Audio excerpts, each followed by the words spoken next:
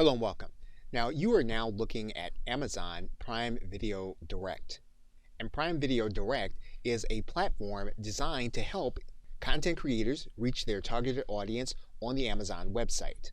And while Amazon is known primarily for consumer goods as well as consumer video, you can also find targeted business content.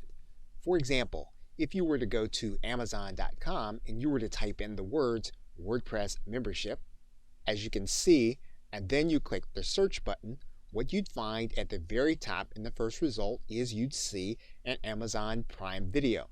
So to introduce this concept, let's click inside of this result.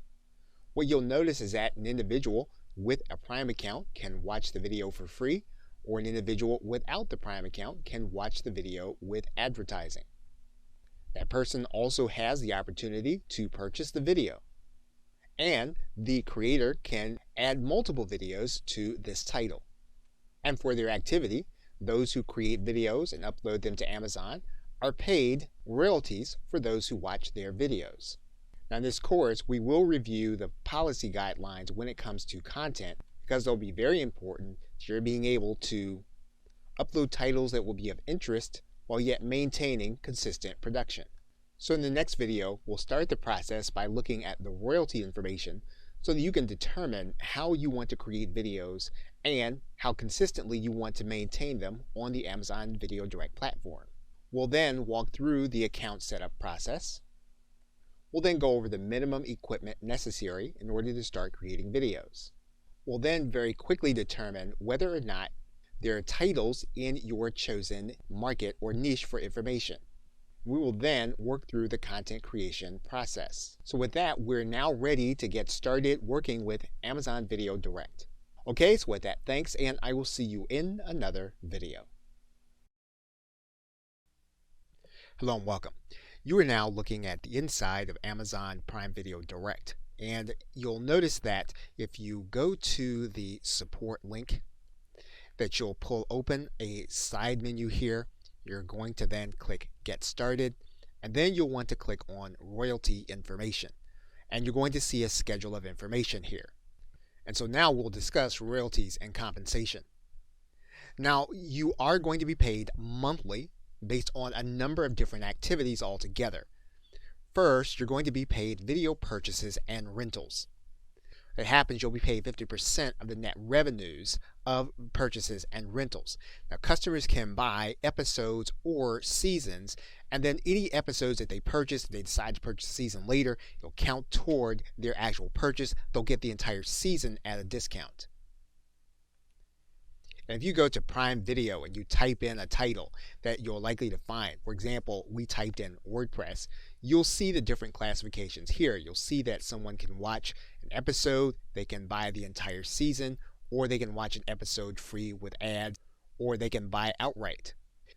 And the main way you're going to generate revenue is going to be the number of people who are watching your videos. And some of those views are going to be included with people who have subscriptions to Amazon Prime. And there are going to be different tiers of activity based on the aggregate hours streamed. So for example, every year Amazon will determine how many hours people are streaming your videos, and that'll put you on a certain tier to be paid more or less. So for example, the more hours that people are streaming your videos, the higher your rate of pay, and you'll see that in the schedule. Now once your tier is determined, then you'll be paid based on the number of hours actually streamed. So you'll have a tier, and then you'll have streaming that will take place. And again, the higher your tier, the higher the rate of pay. You're also going to be paid 55% of the net advertising revenue of individuals who've chosen to watch videos free but to have ads associated with them. You'll also be paid 55% of net monthly revenues of individuals who are watching your videos through Amazon channels. When that happens, payments are going to be issued 90 days after the end of the month after the activity occurs. And payments are going to be made by the bank account that you've already set up unless you choose to have payments wire transferred. And when you have wire transfers, you are going to have a certain dollar threshold to meet before you can be paid. And you can look at the details of the threshold as well as the tiers and Prime streaming in the royalty information section of your support area. Okay, so with that, thanks, and I will see you in another video. When you're inside of your account, what you're going to do first is you're going to come up to the drop down arrow. You're going to set up your new account. You're going to be brought to the digital license agreement. You want to read through this license agreement. Once you've done that, you're going to come all the way to the bottom and then click agree. You're then going to want to set up your administrator profile. And you can set up a second administrator who can serve as a backup. Once you've done that, you'll click Save and Continue. Amazon will then have you set up a bank account in order to set up your account. Once you enter in the information, you can then click Save. You can also add in a second bank account if that is what you prefer. You'll then be asked to create tax information, so you'll need to click this link. Once your tax information is validated, you'll then click Exit Interview. Once you've done that, your account will then be set up and you are ready then to begin uploading videos. Okay, so with that, thanks, and I will see you in another video. Welcome back. Now, if you started the process with Prime Video Direct, you've probably already set up a brand, you've probably already set up a bank account. Now, there's quite possible that you may want to work with an individual that you want to have assist you with your account. However, you don't want them to have all information on all of your videos. And if that's the case, you can go to the top menu here, and a little bit of this is blurred out, but you're going to go to this drop down menu and then you're going to click Create Another Account. What you're going to notice right away is that this is the same license agreement that you agreed to when you set up your account initially. And what you can do then is then agree to this once more for the new account. Now, the individual that's going to be set up with this account is going to be the administrator, or you are going to administrate the account also. And you'll notice here that you're going to have to go through this same process, setting up the business account, setting up your payments, and then submitting your tax information. And what this does is it allows you to set up different information for videos that you're going to be creating under a different address and different company profile. And this separate brand will have its own dashboard, its own videos, own landing pages, and everything separate. Okay, so with that, thanks, and I will see you in another video.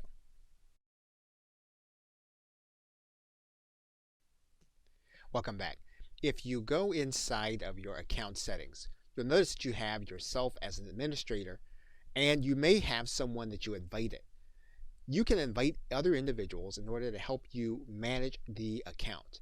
In order to do that, you're going to click Invite Users. You're going to write in the individual's name and email address. And once you've entered that individual's name, you're going to select a role for them. Now, you can make for them a custom role, you can make for them an administrator role, or you can make it so that they can look at your account only. Now, for the sake of this video, we're going to choose a custom role, and then we're going to determine what we want them to see. And in this case, we're giving the individual access to the ability to add, modify, and publish video titles so that they can help us to manage the account. We're not going to give them access to sales reports. We're not going to give them access to the ability to add new users. And we're not going to give them access to any banking information. Once we have all that, where we want to determine how the individual is going to interact with the account, we're then going to click Send Invite. Then that individual will reflect an invite pending.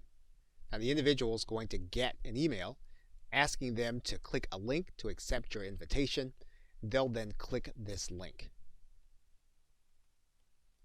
Now, if the individual does not have an Amazon account, they'll need to create one, or they can use their existing Amazon account.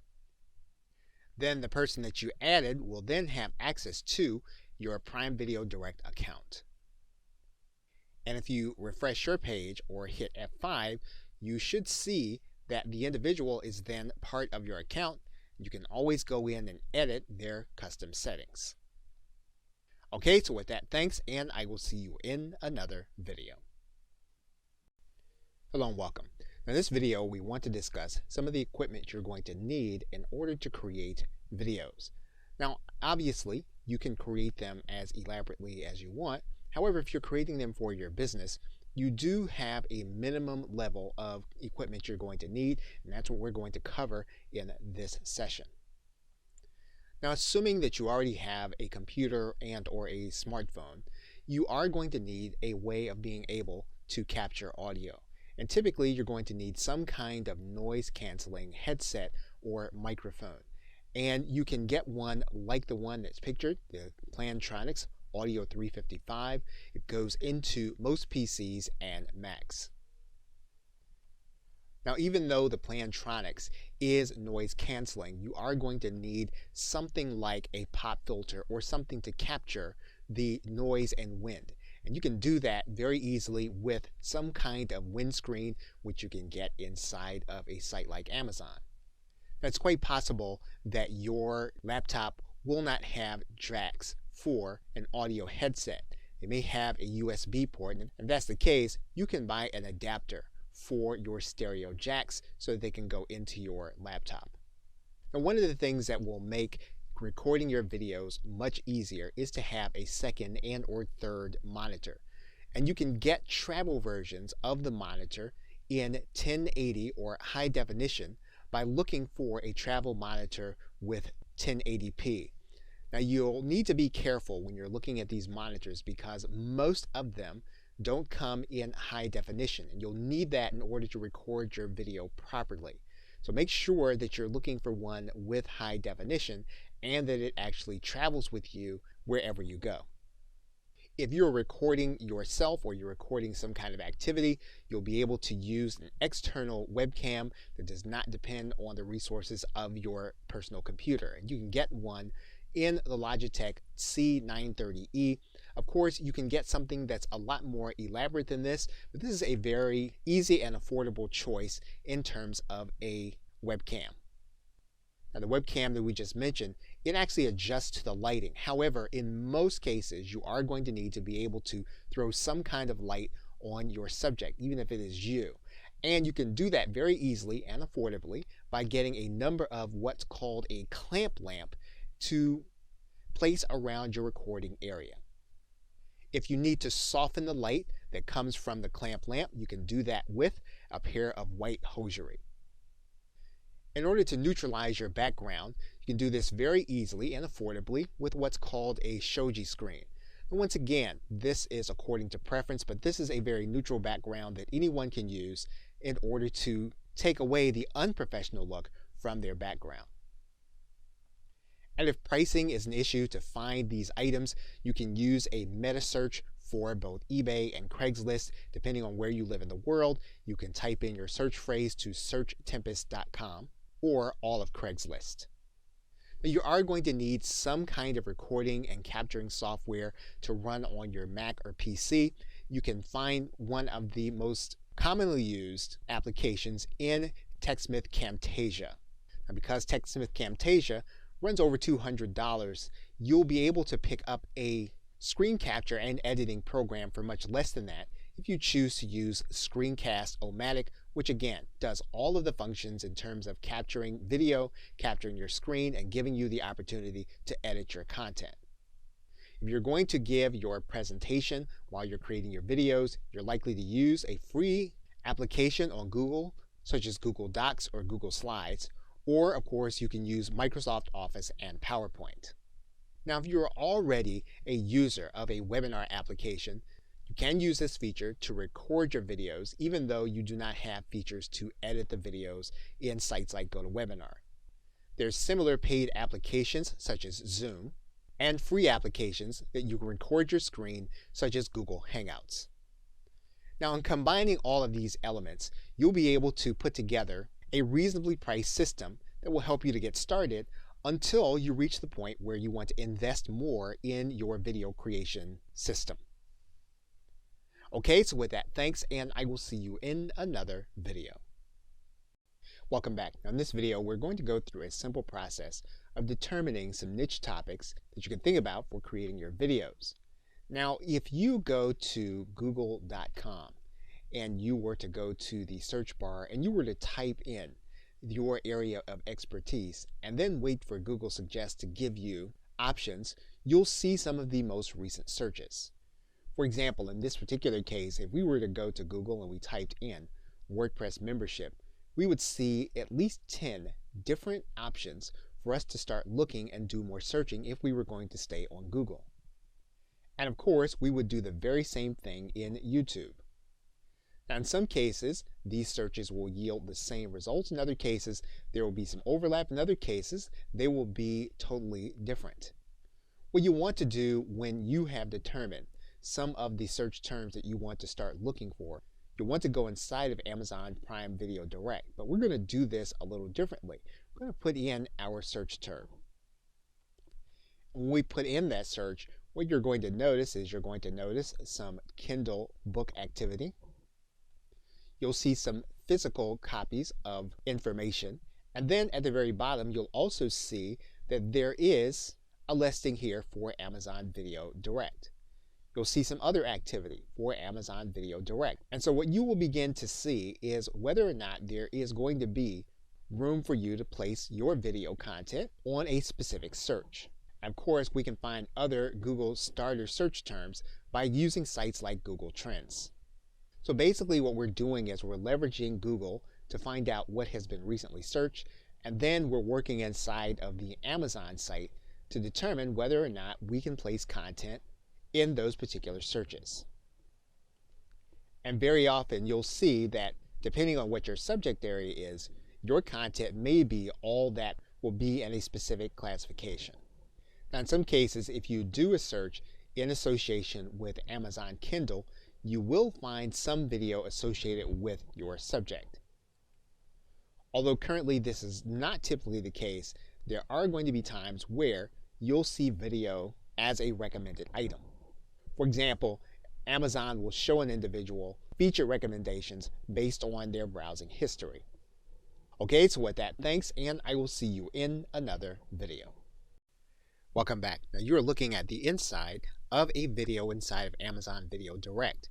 And you'll notice that this is a video all by itself and that there are no seasons attached to it. This is one of the ways that you can create content for Amazon Video Direct. You can create a video as what's called a standalone video. And so we'll briefly discuss standalone titles. There are three primary ways to publish in Amazon Video Direct. You can publish as a standalone title, as we've just seen. You can publish as a series, and you can publish as a channel. Now, the standalone title is, as it says, it's one volume or one video. And typically, if you think of it in terms of a featured movie that you might see at a theater, that is a standalone. It doesn't require you to see anything before or after it to get the maximum benefit or enjoyment from the video. So you can create a video with the intention that it would be viewed as one unit, and so that people would not have to see anything else to get the maximum benefit. And if you were communicating one idea or one event, this would be how you would use the standalone title. Now here's something that will be mentioned later and is important to note. You want to keep your audience in mind when you create video, in particular a standalone title. You will have viewers rating your video, and that will really determine how others see you. So you don't want to do it without thought. You don't want to leave a standalone title available on your account if it's not the best way to communicate the information that you're trying to get across. Okay, so with that, thanks, and I will see you in another video.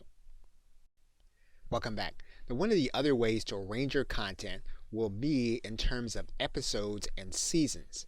As you can see here in this particular title, you can see that there are 10 seasons, and you can get access to them inside of Amazon. There are also episodes inside of each season. So if we change this season to a particular one, all the episodes then change. This gives you the opportunity to do a different kind of information video while arranging it all under one title. Now you can also arrange your content by channel. And as you can see here, there are a number of companies that already have channels where they have all of their content. Now there are some specific parameters, and we'll go over that right now. So in this session, we'll discuss episodes and channels. So in addition to creating a standalone title, you can also create what's called an episodic title. And in this case, a title can have multiple episodes, which is also a series, or multiple seasons, as you can see. And since you're more likely to be communicating business information, you can think in terms of having one title with different subjects or episodes and different volumes or updates, even though they will be called series and episodes. So what you have here when you're using the episodes and seasons is you have more latitude over the process when you use episodes. Now, when you're creating your content, you're branding your graphics, you want to think of this in terms of how you're going to actually arrange your series when you place it in Amazon Video Direct. Now, with respect to channels, they are available when you have a minimum of 200 standalone titles or 50 seasons available for a minimum of 18 months. That's quite a bit of content, but it may be something that you want to build toward. Now, once these titles are included as a channel, though, they can no longer be included as Prime Video. So one thing you can think about as you begin creating content is creating titles with eventually having a channel for your content. Now, currently, as the program is fairly new, there aren't that many information and business-based channels available on Amazon Video Direct. So there's plenty of room for you to create your content. Okay, so with that, thanks, and I will see you in another video. Hello and welcome. Now, in this video, we are going to walk through a few tips that you can use when you are recording instructional style videos. In instructional style videos, you will be either narrating or you'll be discussing points as you scroll through your PowerPoint presentation or your presentation software. Now, there are a couple of settings that you are going to want to be aware of. The first is you're going to want to be aware of the Design tab. And if you're not using PowerPoint, you'll want to find the equivalent in the software you're using. In PowerPoint, you will notice that there is a diagonal button here that says Slide Size. You will want to make sure that you are using the widescreen size, mainly because this is how most videos are going to fit well on the screen. Now, the other thing that you're noticing that is invisible to the recording of this video is that the monitor being used to record this video is 1920 by 1080, which matches the widescreen size. Now, if you have a monitor that is of a different size and you're not recording on that monitor, you are going to want to use one that's going to be either a custom size that'll be proportional to the monitor you're using, or one that's very close in size, whether it is 4 by 3 or 16 by 9. Now, another thing that you're going to want to be aware of is the transitions screen. And transitions are going to be seen as you move from slide to slide, not within the slide, but between the slides. Now, you will typically want to have no transitions, mainly because this can be distracting for the individual and you want them to be focused on the information while you narrate. The next tab over is Animations. Now, when you have animations, what you're going to want to do is you are going to want to scroll through your points one at a time. So what we're going to do is we're going to place our cursor inside of this slide. And what you'll notice is that when we set our animations, we need to place our cursor next to one of the lines, and then we'll need to decide what our animation is. For example, we can use any of these animations. In general, you want to try to keep your animation as unobtrusive as possible. So you don't want to have something that's going to be a distraction. Now, in this case, what we're going to do is we're going to use the float in animation. And you'll notice that these points float in one at a time. Now, it's quite possible that you may not want your points to float in all together in one section. So, for example, you'll notice that with line 1, you'll notice that there is a number 1. So this means that this will come one at a time. You'll notice that the number 2, though, coincides with both this point and 3 subpoints with it. And so how does that appear on screen? In order to illustrate that, we can just go to the slideshow, go to from the current slide, and we can see that all of these points go with the subpoints. And that may not be the way you want to do it. You may want to have it so that each subpoint comes one after the other. So if that's the case, we're going to hit the escape button. And what we're going to do is to go back to the animations, and we're going to place our cursor at the first subpoint. And when we do that, what you're going to notice is that we're going to go over to this Start tab, and we're going to use the tab that says On Click. When we click that, here's what you're going to notice. You're going to notice that the numbers have changed from 2, 2, 2, 2 to 2, 3, 4, 5, and then 6. And that means then that 3 will come after 2, and they'll all come one at a time. So, for example, if we go back to the slideshow, and we click the current slide, and we tab through, what we're going to notice now is that our points come one at a time. So to go back to the screen now, we're going to hit the escape button to go back to the slide. Now, it's quite possible also that we may want to use notes with our presentation. And if that's the case, we can go to the view screen. We can then go to this view that says Notes page.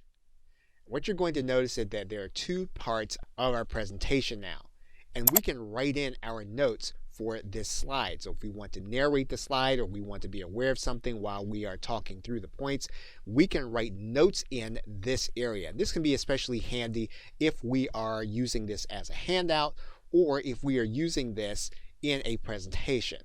And in the next video, we'll show you how notes written on this slide can help you when you're doing an actual presentation. So to that end, we're going to write in some text here. And so in the next video, we'll explore this, where we've gone to this slide for Amazon Video Direct royalties, and we've written in the text, paid monthly, 90 days, and 55%. And you'll see now how this will help us when we are creating instructional style videos and we're recording. Okay, so with that, thanks, and I will see you in another video. Welcome back. We are picking it up in this video from the point at which we wrote in notes for our presentation while we're recording a video. And so what we're going to do now is we're going to go back to our normal screen by clicking this normal link. It takes us back to the normal PowerPoint presentation screen. And what we're going to do now is we're going to go to the Slideshow tab. When we go to the Slideshow tab, we want to make sure that this box is ticked, and that is Use Presenter View. That Use Presenter View is going to help us, especially if we have two monitors. So what we're going to do is we're going to go to the slide that we're going to start narrating. And in this case, we're going to assume that this slide, the one Amazon Video Direct Royalties, is the one that we're going to be narrating in our actual video. So before we start the presentation, what we're going to do is we're going to click this button that says From Current Slide. And that actually starts the PowerPoint presentation from this slide at the very beginning. So we click this button. What you're going to notice is that we're ready to start scrolling through our points. Now what we're going to do is we're going to switch between the view where we're recording, or we would be recording, and we're going to switch it to the presenter view that we just talked about. Now this presenter view is going to help us, especially if we have two screens. And you'll notice right here in the notes section that there are our notes. It's a paid monthly, 90 days, and 55%. So if we wanted to make sure that we mention these things during our presentation, they would be visible to us on our second screen. Now the other thing that we're going to be able to do is we're going to be able to see what's going to come on our screen before it actually happens. So for example, the screen on the left side is the one that's going to be shown to the people that are going to be seeing the video. The screen on the right side will be the one that has the next click point of the mouse. So every time that we advance, what's going to happen is the slide that's showing on the video, it's going to advance, and then so will the presentation slide. And this will be on the right side of our second monitor. What we can do in this case is we can switch back and forth between the display settings, and then we're then showing our monitor view in order to do the video. We're going to go back to the presenter view for one more tip. We come back to the presenter view, you're going to notice that there is a button that has 3 dots in it, and this will give us our other slideshow options. So for example, you'll see here that we can make our screen all black, or we can make it all white, or if we just want to end the show very easily, we can click this link. We can also click the very same link at the top. If we had a pen and we wanted to write on the screen for the audience, we could do that by clicking the pen tool. And you can see that here just by us being able to write in on top of the slide. Now, this is very difficult to do in an orderly fashion, so you'll want to make sure that either you have a pen pad or you have a tablet where you have control over the pen, that you know how to make it look legible. Now, in order to switch back, what we're going to do, I'm going to switch back to the presenter view so you can see how we're going to do this. All you'll need to do then is to go back to your pen, and then you're going to make sure that you erase the ink on all the slide, and then your slide goes back to normal. So now I'm going to switch back to our PowerPoint view. And those are some ways that you can have additional control over your PowerPoint presentation while you're recording the video, so that you can add to the variety that your viewers are seeing. Okay, so with that, thanks, and I will see you in another video. Welcome back.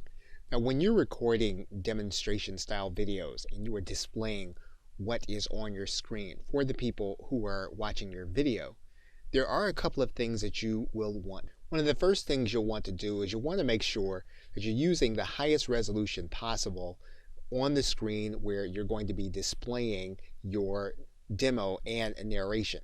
So for example, you'll notice here that for this monitor where we're recording the video, the resolution is 1920 by 1080, which is considered to be HD.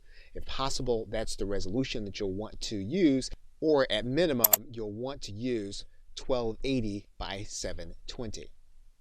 Now, when you are demonstrating content on the web, one distraction that routinely happens to video creators is they show the address bar, and sometimes they even show typing. If you can avoid doing that, one of the ways that you can accomplish this is to set up any tabs that you're going to open before you start recording. So for example, we're going to open up 5 tabs. So you'll notice that we have open Amazon, Google, Facebook, and YouTube. One of the ways that we can record this is we can record this by going to our browser and hitting the F11 key, which will take us to full screen mode. What that does is that eliminates the address bar, and you can demonstrate your screen without your viewer seeing it. And one of the other things that you can do while you're using this mode is you can switch back and forth between tabs by hitting the Control and the Tab key. And you can move between screens. Control then Tab. You move to the Google screen, Control then Tab. You can move to the next, which is the Facebook screen, Control then Tab, and we move back to the screen where we started. We can also tab through pages while we're in full screen mode. So for example, if we click a link and we go to some other pages, what we'll need to do now if we want to go backwards is we'll hit the Alt key, and then we'll hit the left arrow, and that'll take us back one screen. We'll hit the Alt key and the left arrow, that'll take us back another screen. We'll click the Alt key and the left arrow, and that'll take us back to the very beginning. If we click the Alt key and then the right arrow key, that'll take us forward. We'll do it again, and that'll take us forward one more screen. If we want the address bar to appear again, we can click F11, and then our screen reflects the fact that the address bar is now visible. Now in the next video, we'll go through a few more tips that you'll need to record your demonstration style video. Okay, so with that, thanks, and I'll see you in another video. Welcome back. Now in this video, we're going to take a look at the recording toolbar. And to do that, we're going to open up our recording bar. And you'll notice that this is an active bar. So in other words, this is reflecting what is being recorded right now for this video. Now, where you're going to want to look going to be in this tools menu, and you're going to want to do this before you start the video. We're going to click tools, and you'll notice that the options key is grayed out.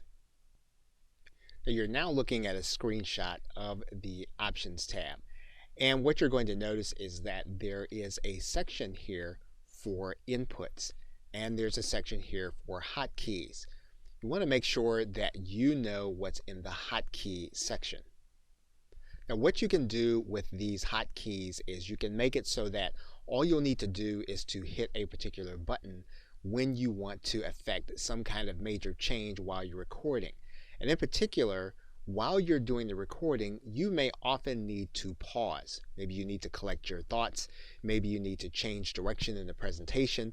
And you want to be able to do this in an easy to remember way. So you can set up your pause key and the recording will stop while you collect your thoughts. And when you hit F9 again, the recording will start again. So you don't have to start all over again when you think you might have made a mistake.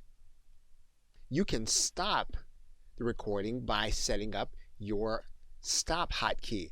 Now, these two keys in particular are important while you're doing demonstration style videos because by using them, you can record your videos in one take and edit them in one take instead of starting them and then never quite finishing the video. Now, lastly, you'll notice that the mouse is moving on this page. When you edit your video, you can edit so that this cursor will be highlighted. It can be highlighted in a magnifying glass or it can be highlighted in yellow as it moves around the screen. And so while you are demonstrating, you'll want to be aware of what this cursor is doing in case you re-edit the video by showing the cursor either being highlighted or magnified. Okay, so with that, thanks, and I will see you in another video. Welcome back. We are now looking at a video that's being edited inside of Camtasia 8. And regardless of your video editing software, you're going to have some decisions to make about editing. Now, one thing that we're going to do in the editing process is we're going to make sure that we edit in the highest resolution possible. And we're going to show you how to do this in Camtasia 8. You'll need to make sure that you can do the very same process inside of the video software that you own. Now, the default settings in Camtasia when you start the final production process say 854 by 480.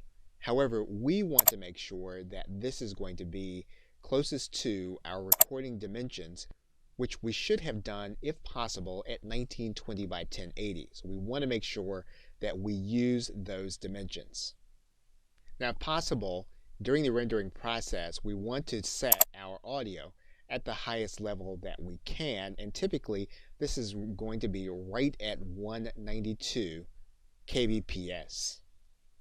Now, in some cases, your video editing software will give you the option of being able to put metadata inside of the video file. Now, we will not have to do this because we'll be doing this inside of Amazon Video Direct.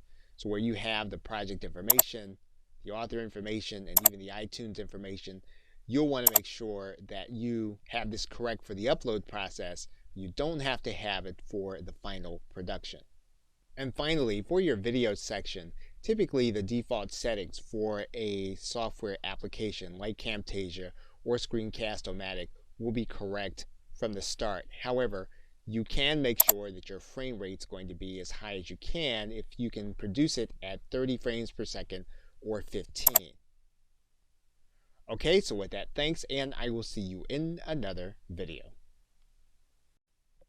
Welcome back. Now, there are several instances inside of the screens where you're going to be uploading your videos where you are going to be required to upload some graphics for your videos. And you may want to have some of these graphics created. So this video is going to detail the graphics you're going to need for your account. So to create the necessary artwork, when you're creating episodes or episodic videos, you are going to need seasonal art. And those are going to require some specific aspects to the graphics.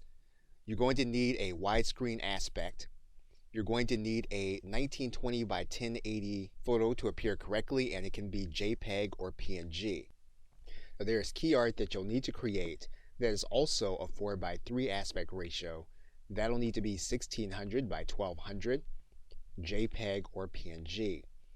And there is an optional file that you'll want to upload that's a 16:9 aspect ratio.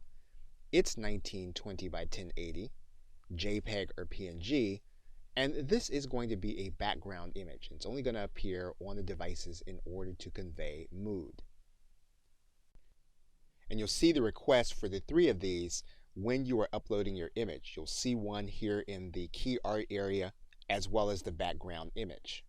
Now, you can also include artwork for individual episodes. That episode will require a key art aspect ratio of 4:3. It'll need to be 1600 by 1200, and it'll be JPEG or PNG. And you'll see that request when you are uploading your individual episode video. Now, for the standalone videos, the key art will have a 16:9 aspect ratio. It'll need to be 1920 by 1080, JPEG or PNG. Now, you'll also have another key art piece. This time, though, it'll be 3:4 aspect ratio, so not 4:3. That means then that the art will be 1200 by 1600. And again, you want to pay attention to that. It's a little different than the other size. That'll also need to be JPEG or PNG. Now, there's also space for a background image, and it'll need to be 1920 by 1080, JPEG or PNG, and once again, it's going to be optional because it's only designed to convey mood on certain devices. And you'll see that here in the standalone upload section, where the second key art piece is 3:4. Now, there's also a landing page that you're being given and you're going to be able to use along with your videos that will require you to have a logo. That logo will need to be 950 by 250. You'll need to use a PNG with a transparent background. You're also going to have a background image that will need to be 3000 by 600, as well as another background image which is 1920 by 720. So one question is, well, how will you create the designs? Now, what you can do is you can hire out the base design. You can hire those designs out on Fiverr or the Warrior Forum in the Warriors for Hire section. Now, when you do hire out these graphics, you want to make sure that you ask for the PSD file. In some cases, the designer may ask you for additional funds to do that, and it's actually going to be worth it for you to get those PSD files because you will then be able to adapt them and brand them for future designs when you do more videos. And you'll be able to keep a consistent design across all of your videos. Now, to do this, you are going to need some graphic editing skill, not a lot, but a minimal amount, and you'll need some kind of graphics editing application, something like Photoshop or an equivalent one. Now, another way for you to create the designs is to manipulate existing designs. You can use private label rights content where you have PSD files or graphics already, and you can change those designs to reflect your videos. If you have some kind of graphic design software application, this will be fairly easy. What you'll need to do is you'll need to use the flat PSD graphic, and by using that graphic, you'll be able to manipulate the design for the different sizes. Of course, you can also use a design program like Canva where you can do the design yourself from scratch. And of course, you can always use a hybrid version of all of these methods. You're now looking at a flat graphic design from a private label rights product inside of Photoshop. And what we can do is we can go and open a new file. It's going to be one of the dimensions that we need. So for example, we would go to this file area. We're going to click New. We're then going to open up this new size, and we want this new size to be 1920 by 1080. We're going to click Create. And then what we're going to do is we're going to go back to our flat design. We're first going to select all. We're going to then copy merged. Then we're going to go back to our new design, and then we're going to place that design and paste it in. Now this is a 1920 by 1080 image, and so we want this design to be able to fit what we're trying to do. Now, when you have a PSD file, you can manipulate the size of this file without losing the proportions of the graphics and the text on the design. So for example, what we can do is we can zoom out of this design, and then we can grab the handles and we can manipulate the design in order to fit our canvas. We can make sure that we keep the aspect ratio in Photoshop.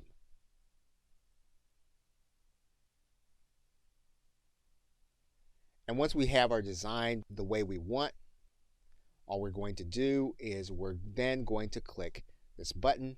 We're going to apply the design, and you'll notice then that it'll actually clear up. We can then save this design as a new file, and we can save it as a new file in the format that we want. So if we want to use JPEG or we want to use PNG, we can do that. So again, if you know how to manipulate a design here, and you can actually go into the title and you know how to change the title and some of the letters and maybe even one of the images, this is an easy way to take a professional design and turn it into one for your videos. And it also demonstrates the fact that when you get a PSD file from the designer, all you'll need to do then is know how to manipulate that design so that you can begin placing it on all of your videos. Okay, so with that, thanks, and I will see you in another video. Welcome back.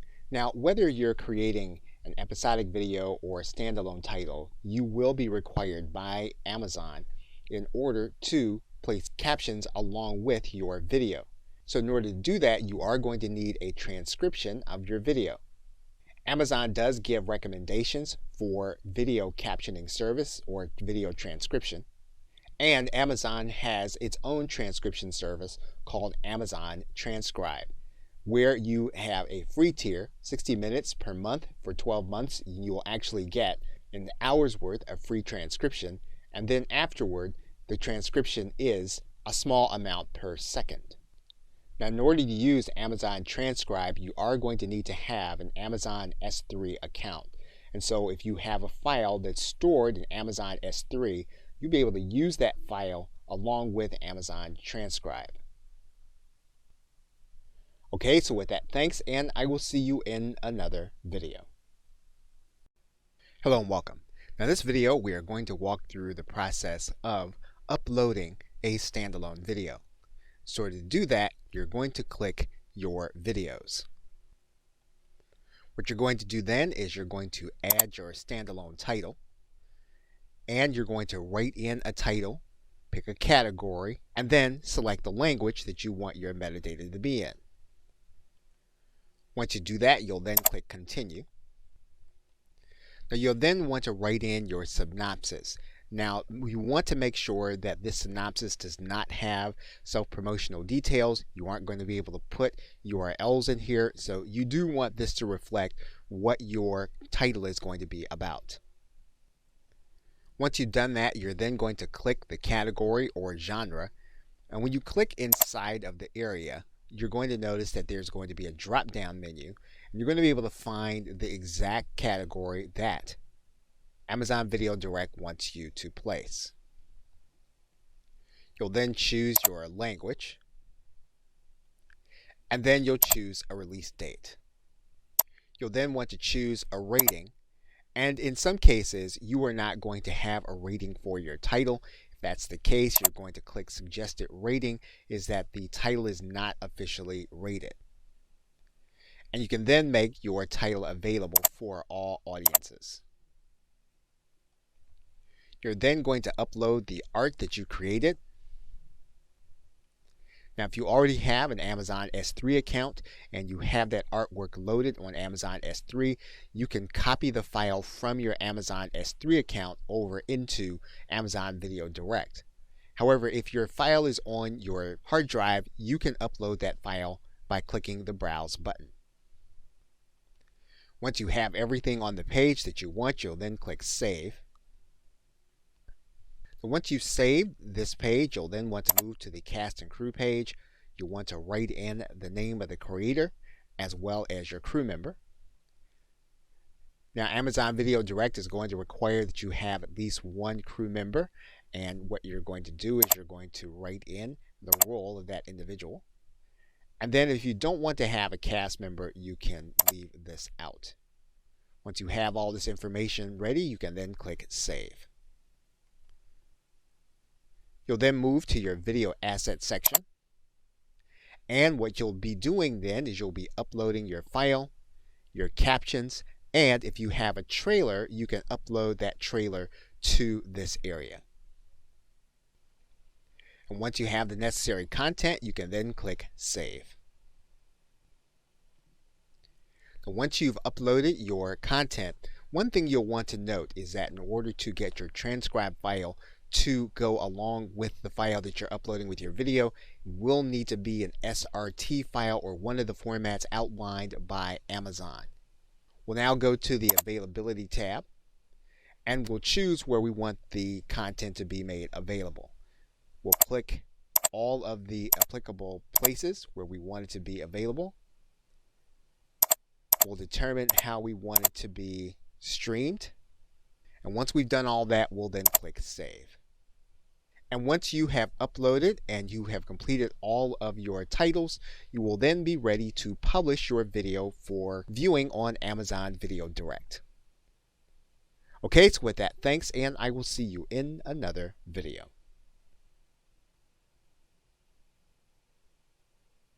Welcome back. Now in this video, we are going to produce an episodic video title. So to get started, we're going to click Your Videos. We're then going to click Episodic. We're then going to click Add Series. And we're going to give our series a title and synopsis. We will then pick a category. And then we'll pick our metadata language and click Continue. So what we're going to do now is we're going to create our listing for the actual season. And we'll need to write in another synopsis for the season. We'll then click our genres. We'll then choose our language. And where it's applicable, we'll write in the original release year. Now again, you don't have to add a rating, but if you want to do it that way, you want to click Suggested Rating, Title Not Officially Rated, and then make it available for all ages. You'll then upload your graphics according to the right dimensions. And once you have your seasonal information in, you'll then click Save. We'll then move on to the creator. Remember, you are going to need to make sure that you have at least one crew member mentioned. Now, if you really don't have a cast member, you don't have to place one there. You can then click Save. You'll then be able to move on to individual episodes, and you'll start by adding a new episode. And of course, each individual episode will have its own title, release date, synopsis, the video file, the captions file, and an optional art file. Now, once you upload episodes, what you'll need to do is you'll need to select the language, the frame rate, and then the language for the captions. Again, you'll want to make sure your transcription is going to be an SRT file, and then you'll click Save. Amazon Video Direct will start the upload process for your video. You then want to go to your Availability tab. You want to make it available in the locations where you want it to be seen. And again, you can determine either base pricing or value pricing. Again, that's based on your preference. And once you've done that, you'll then click Save. And once you've completed all 4 sections, you are then ready to publish your video so that others can begin to watch on Amazon Video Direct. Okay, so with that, thanks, and I will see you in another video. Welcome back. Now, Amazon will give you the ability to customize your landing page for your videos. And so you can do that by clicking Landing Page. So what you'll want to do is you'll want to write in the name that you want to display to your customers. And you'll want to write in your custom URL. So you'll notice that the custom URL will start with amazon.com/v What you'll do is you'll write in what you want to appear after the URL. Once you've uploaded all your logos according to the dimensions that Amazon gives you, you're going to take note of how it's going to appear on the actual branding. Now, we've uploaded some dummy images, but you'll notice that the logo appears right in the middle of this preview, and then it appears right in the middle of this web preview, and then your background images appear in these areas. And so you'll want to take note of this and adjust your logos accordingly. Now, one of the things that you'll note is that the partner name went away when there was no preview. So now, once you have your landing page looking the way you'd like it to look with the information that you have there, you're then going to click Feature Enabled, and then you'll click Save. Now, in this case, you'll note that Amazon is giving you an error message that says that your landing page is unavailable, mainly because you need to make sure that you've got 2 published titles before you can launch your landing page. Okay, so with that, thanks, and I will see you in another video. Welcome back. In conclusion, you'll need to remember that Amazon does not want your video to be a promotional video. It means that you don't want the video to be something that will be sending people to landing pages inside of the actual video itself. In addition to that, in the descriptions and in the titles, those are not typically supposed to be promotional either. So there are other promotional methods, but you don't want to have this as part of the video or the description. Amazon does give you a landing page for your videos. So this is one of the promotional elements that Amazon does give you. And remember that you do get an amazon.com/V and any name that you designate. So even if right now you're not necessarily ready to create videos, one of the things you want to do is you want to go in and set up your account so that you can claim your name quickly. So currently, Amazon does not connect Kindle with Video Direct. However, you will see similar subject matter appearing together on the page. So one of the things that you can test is if you have something in Kindle, you want to keep it very similar to something that you have in Amazon Video Direct to trigger suggestions for the actual customer. And one important thing to note is that Amazon does allow licensed content. That means that you do not have to originate the content. And it means that you can also use private label rights content. Now, that is said with caution. You can get a bad reputation in your reviews if your content is not considered to be robust enough for the customers. And you'll see the answer to this question in a recent inquiry to Amazon Video Direct. Okay, so with that, thanks, and I'll see you either in another video or in another course.